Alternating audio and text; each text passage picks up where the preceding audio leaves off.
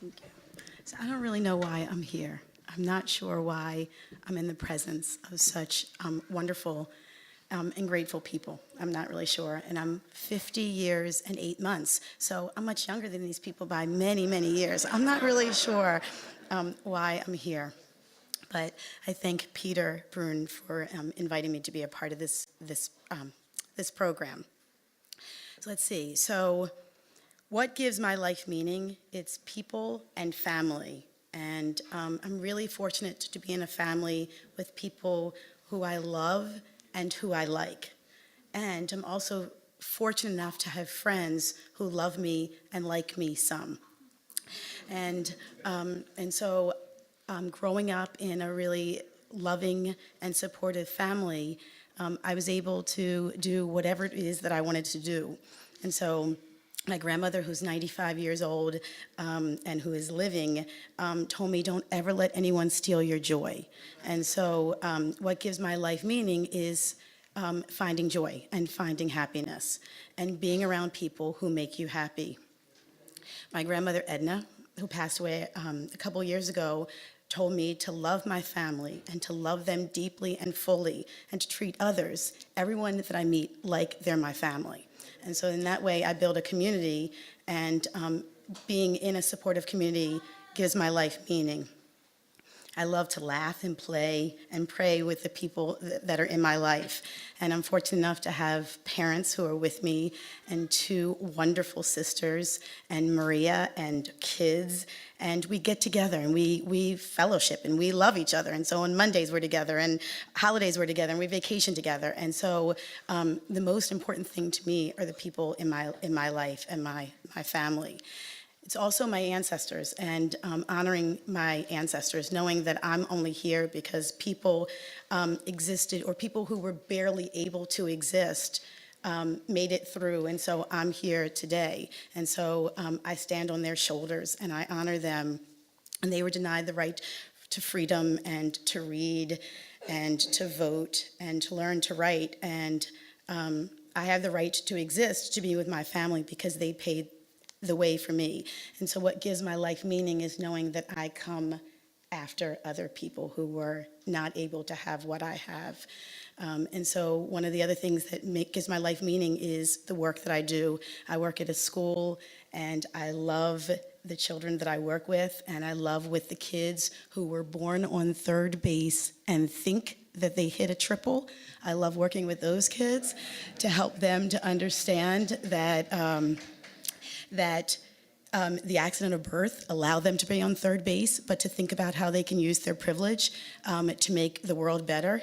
And I love working with kids who do not have, who have gone without, and for them to understand why. And it's not their fault. And the accident of birth allows them, or puts them in the position where they don't have, but that they can see the difference that they can make in the world.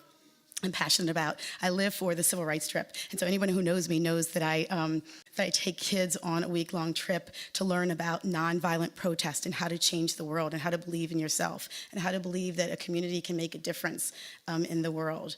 And my life has meaning because I believe that I have agency and that my voice has power and meaning.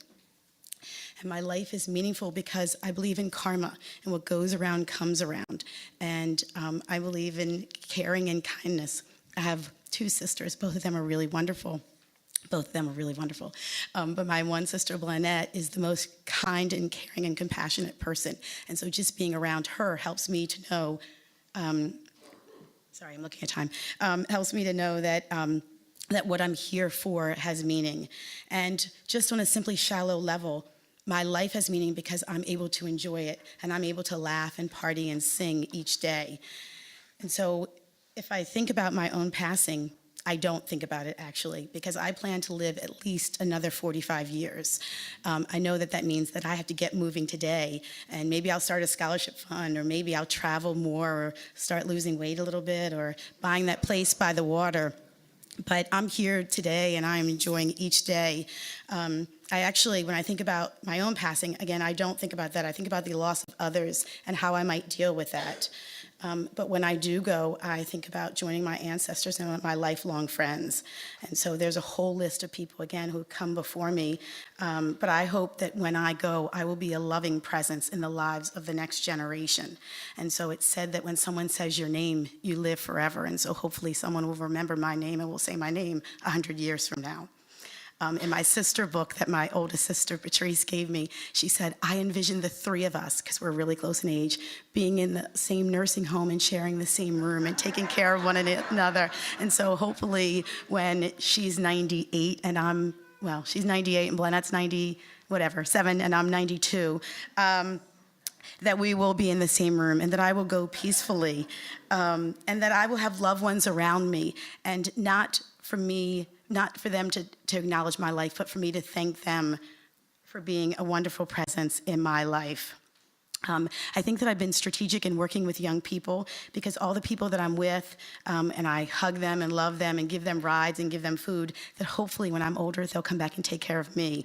And so if you're one of those young people in the room, I'm hoping that as I'm older, you will turn me to the sun, and you will feed me potato chips, and you will allow me to see the sea, and you will put lotion on my hands because I hate having dry hands. And so I hope that when I go, though, it'll be a celebration, and it'll be an opportunity for people to laugh and to think about all the great times we had together. To my 21-year-old self, I would say, take yourself seriously, but not too seriously. If it doesn't work, change it. Know when to fold and know when to go home. And just because you love fully doesn't mean that people are going to love you back in that same way. Don't waste your money on shiny cars. If it's on your butt, it's not an asset. Don't drive so fast. Just because people offer you credit cards, don't take them. Value working hard. Learn to express yourself well in writing. Defer working and travel. Believe in your own strength. Be kind. Hold your head up. Trust people even if they don't look like you and they don't talk like you. Be discerning. And what I've learned is when life throws you lemons, make lemonade. And so I really want to thank my ancestors and my parents who were given rotten lemons but made deliciously sweet lemonade for me and for my sisters and for the next generation. Thank you.